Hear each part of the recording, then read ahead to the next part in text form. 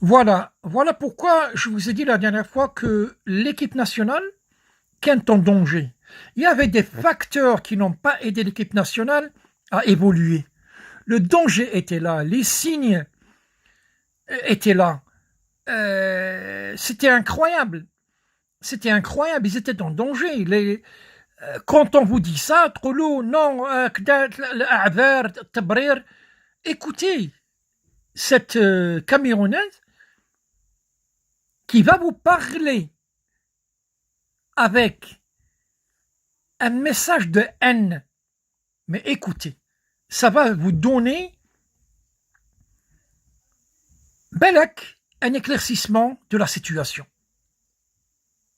Et c'est pour ça que Mahrez a quitté les 19 joueurs. Comment on dit chez nous, au Cameroun, que le sorcier oublie ses actes, mais la victime n'oublie jamais.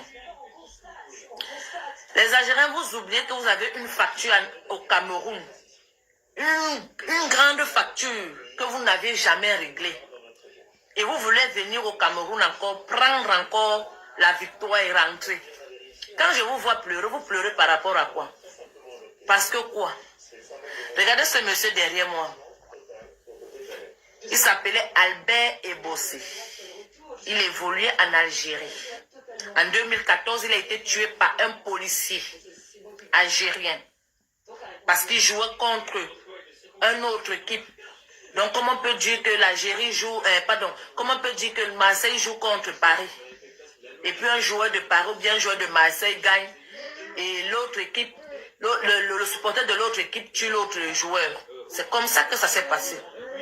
Mais quand la FIFA a voulu faire les enquêtes, les Algériens ont mis cette crime sous le dos d'un enfant de 14 ans. Moi, j'étais au stade. J'étais encore à Deli Ibrahim, à l'université de Deli Ibrahim, à Alger. Vous avez tué et bossé. Et vous venez à Douala, dans le pays de Bossé, au Cameroun, dans le pays de Bossé, à Douala, dans le village de Bossé. Vous étiez, si on ne vous a pas dit, vous étiez dans le village de ce monsieur que vous avez tué, à Douala. C'est là où vous avez joué. Vous avez eu beaucoup de signes que vous n'avez même pas compris. C'est vous seul, dans tous les pays, de toutes les équipes qui sont arrivées au Cameroun. Il n'y a que les journalistes algériens qu'on a agressés au Cameroun. Ça ne vous a rien dit, ça ne vous a même pas interpellé. Vous n'avez même pas pris le courage ni le temps d'aller voir la famille des Bossé, voir sa petite fille qu'il a laissée. Donc vous voulez venir jouer et rentrer avec la coupe. Mais vous croyez où là? Et regardez bien avant que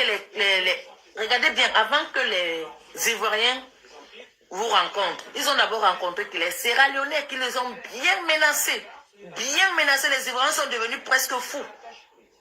Mais à votre tour, ce n'était pas les Ivoiriens qui jouaient avec vous. Hein. C'est ce monsieur qui était dans le corps des Ivoiriens, qui a dit aux Ivoiriens que ici vous me faites rentrer parce que d'abord les Ivoiriens sont nos femmes.